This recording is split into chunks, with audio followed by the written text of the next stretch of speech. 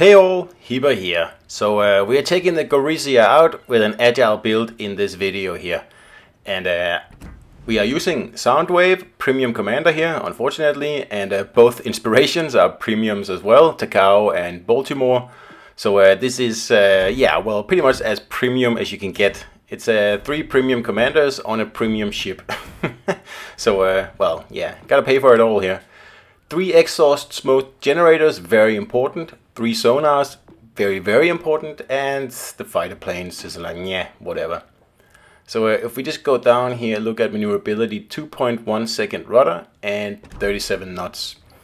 The rudder can actually go even lower because I haven't made Soundwave 16 level 4 yet. He's 16 level 3, meaning that you can cut another 2% of the rudder, which means that we can probably hit 1.9 seconds, perhaps even 1.8, which is something I'm considering. It does cost 15 universal commendations to do it, so I'm still just contemplating. I do have the resources, but I just want to see if the upcoming Hot Wheels commanders are anything interesting, and then I'll save the resources if they are. If not, then I'll probably make Soundwave fully upgraded, and we'll do another video on the ship then. So if you saw my review of Gorizia in my previous video, then you will know that I'm quite surprised about this ship. Mainly because I actually like it.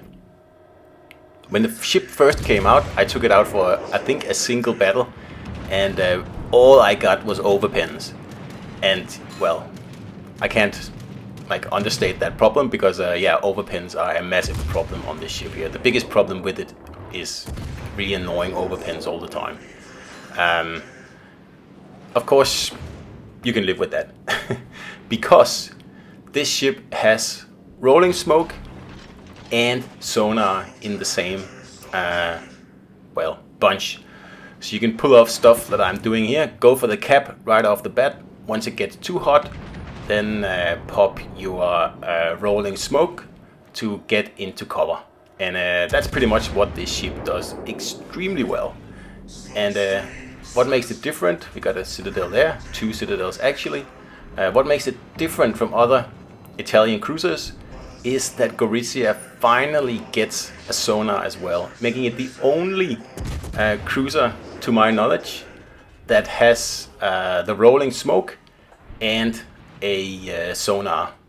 I know the Pan Asian Premium has crawling smoke and sonar, so close but not the same. Gorizia, like you saw here, you can charge a cap. Once it gets too much for you, just pop your rolling smoke and get into safety, and then if you have to, like I do here, pop your radar. There's no destroyers in this game here, so I don't really need my my sonar. Sorry, my sonar, not my radar. Sorry. But I popped it on anyway in case there were incoming torpedoes, because this battleship here is foolishly following me in, which is obviously not going to end well. I don't know what's going on here, but anyway, of course the whole point of this is to cap this cap here early on in the battle, freeing me up to go and do other stuff. And I'm not going to hang around here because we have quite a few defenders over here, and I know we've already lost 2 battleships. So this is a game that's going to be won on points, not on kills. You learn that quite easily and quickly when you play this game a lot.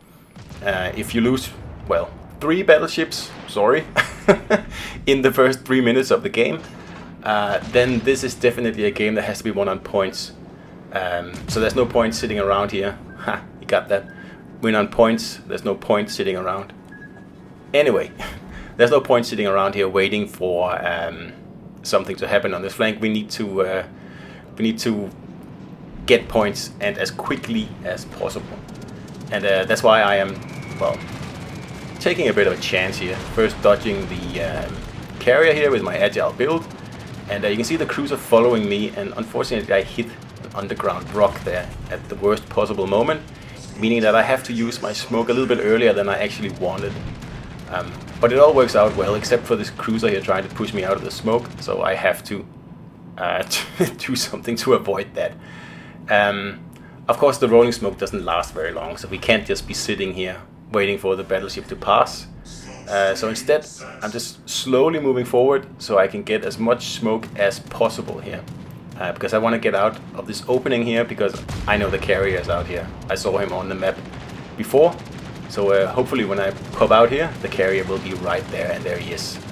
So that's of course unfortunate for the enemy. And this is also where you will see some of the more infuriating parts of the ship here. Because you will get a lot of overpens. And I know carriers like tend to give overpens, but it's just really annoying. Especially when it's set up like a wonderful ambush like this. And that previous salvo was great. Look at the precision on the guns. The guns are extremely accurate. That's another wonderful thing about this ship, because you will hit what you aim at. You may not be guaranteed citadels or, you know, big huge damage, but you will hit what you are aiming at, and at least that cuts down on the frustration. So now I'm using the fast rudder on this agile build here to get the whole broadside off, because I can't be waiting for this thing forever, because when I go around this corner I'm going to get crossfired from a cruiser behind me, and then the battleships here on this side here, and of course the carrier is still trying to get me. So I'm doing a bit of a naughty move here. I'm showing my broadside because I need to get this Gorizia here, another Gorizia by the way. I need to get him out of the way. He's more of a threat than the battleships are, and I'm able to remove this guy fairly quickly. While on the other hand, with 15-second reload, removing a battleship is extremely difficult in Gorizia, which I'll also show you later on in the game. Because even if you fire HE, it's going to take forever to burn a battleship down. I don't think I've ever actually done it yet. Probably primarily because I fire AP in this ship. There's not much point firing HE. And the other reason is that you don't have torpedoes. That really cuts down on your offensive possibilities against battleships. And here we get one citadel and 2 overpens. That really should have been a kill shot right there.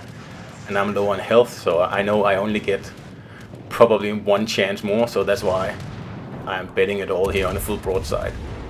And again, I get cheated out of this kill here. So he just fired before me, so I know that his reload is going to be longer than mine, so that's why I don't really care. I'm going to get off my shells first, and that means he's out of the game like that.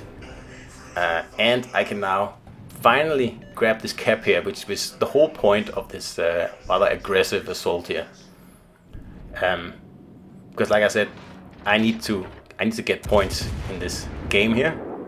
We haven't lost any ships. Well, I said that a little bit too early, didn't I? We have now lost 4 battleships, meaning that we only have 1 battleship left, and pretty much all the enemy has is battleships.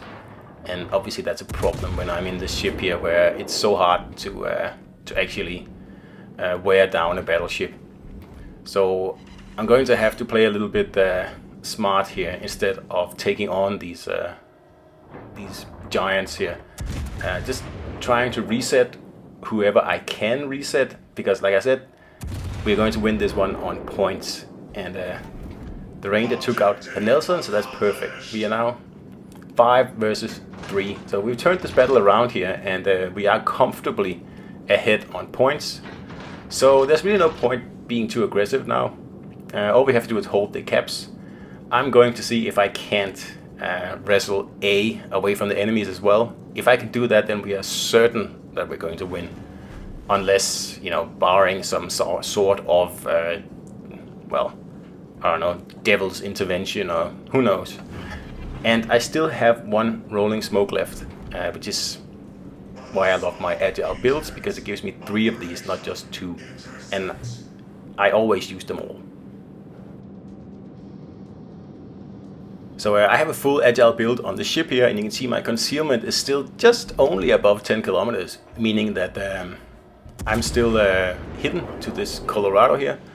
But I am going to, annoy him with a few incoming salvos here. And I didn't actually need to use my rolling smoke here, I could have just not fired at this guy, but I didn't want him to turn in to this cap here. I don't want him to know what's in here, because as you know, like I said in the beginning, I don't have any torpedoes. So if this Colorado had turned in to challenge me for the cap, I would probably be able to grab the cap before he actually entered it.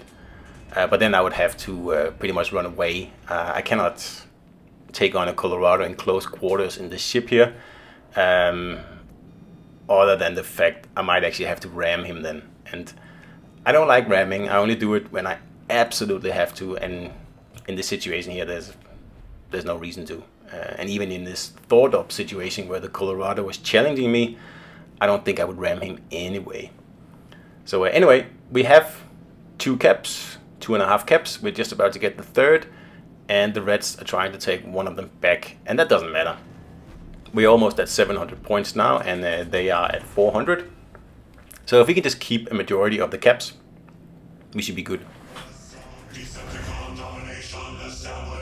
As you can tell, I'm very low on health, and that's one thing I miss on this ship, is a heal, because that's something I like to have on all my Agile cruisers. Of course it is tier 6, so it's not like, not all tier 6 cruisers have heals, actually only a few of them, so I guess that's fair enough. But it does make you a little bit handicapped in situations like this, where you fight really hard in the first 2/3 of the battle, and then the end, like the last 5 minutes, you have to be a little bit, careful about getting into a fight with 3 battleships. And as you can tell, they are slowly wearing my team down. We were 5 versus 3 before, and now we are 3 versus 3. And one of them is a carrier, obviously, and at least that gives us the spotting advantage. So that's also another reason that I'm not moving out. The carrier can spot for me, and I don't really have to put myself in harm's way. And of course I don't want to, because I cannot even survive one penetrating hit from a battleship. So I have to be careful, and I'm very happy that none of the battleships are actually moving in this way. They're all focusing on taking this one cap, which obviously is not the best play here. Even if they take this cap, they're still gonna lose. So they really have no... What they should do is like just go for one cap each, and then perhaps they would have a chance. But of course, this is what I said in the beginning. When you lose like a quarter or a third of your team in the first 3 minutes, then it's likely that you'll have to win that battle on points instead of annihilating the enemy team, especially when you lose all your heavy hitting battleships that early on.